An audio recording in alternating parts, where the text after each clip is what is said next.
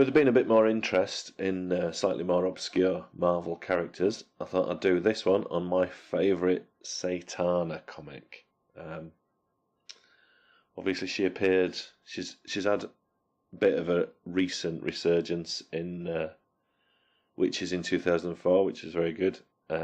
Legion of Monsters, and of course Thunderbolts, not the old Legion of Monsters, 2010 Legion of Monsters.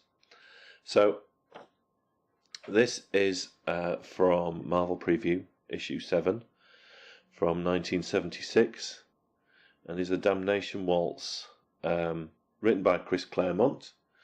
Not particularly best known for horror, best known for just being the Lord of all X-Men. But illustrated by Vicente Alcazar, who we're going to be focusing on a bit more than Chris Claremont, obviously, because I like to look at the art. So,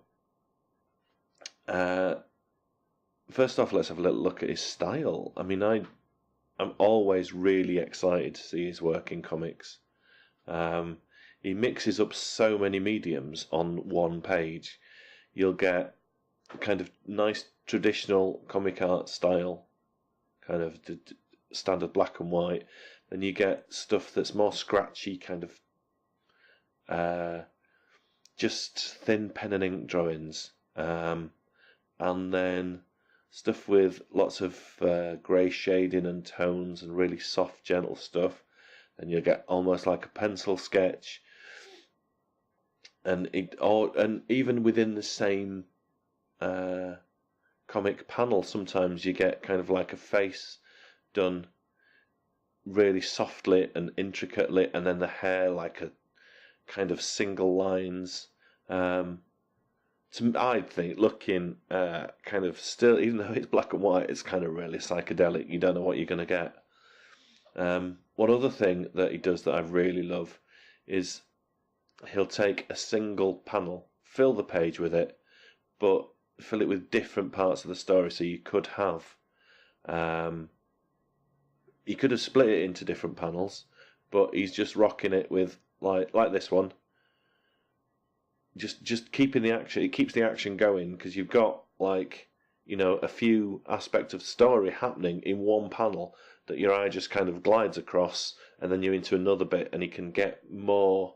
You can pack in more story, which is always important. Of course, Alcazar started.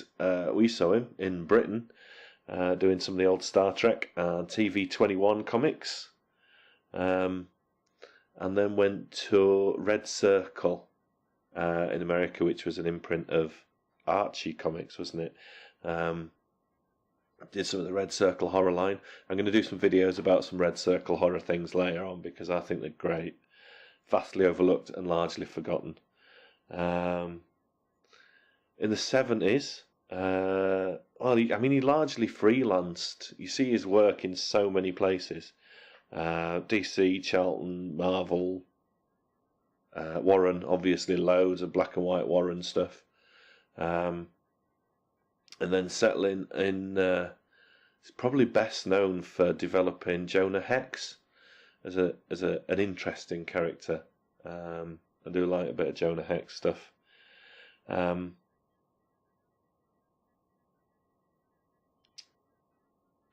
Chris Claremont, obviously, most of you will know from X-Men. He developed so many characters for the X-Men. Not particularly well known for horror.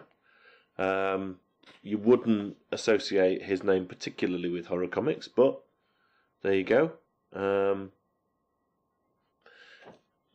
Bit of a legend in more traditional superhero comics.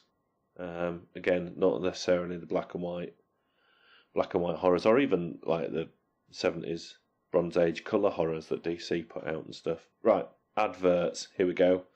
Johnson Smith Company. Oh my word, I wanted to spend money when I was a kid with these guys.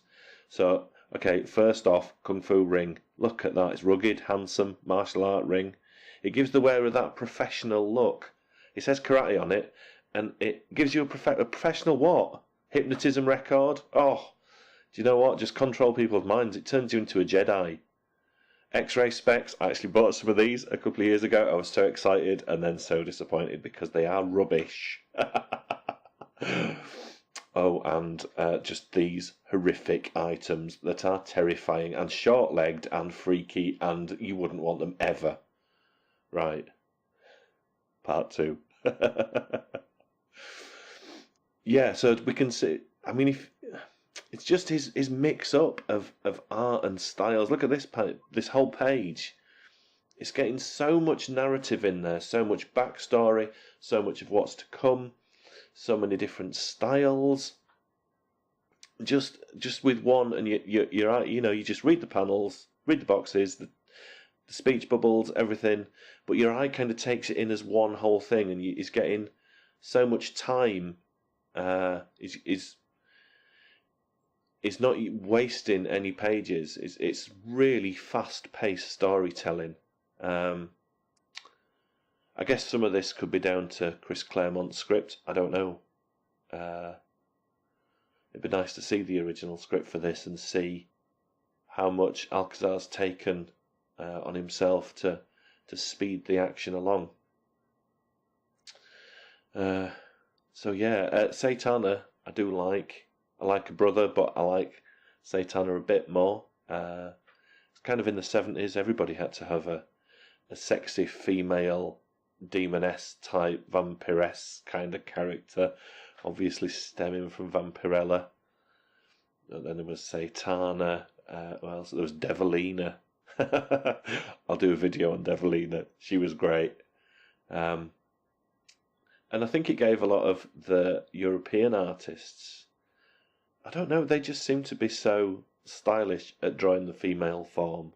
And you get a lot of really nice, just single panels, just brilliant imagery from that period of these kind of slightly over-sexualized female anti-heroes. Or anti-heroines, because they weren't necessarily the goodies, they weren't necessarily the baddies, they were just trying to survive and get things done.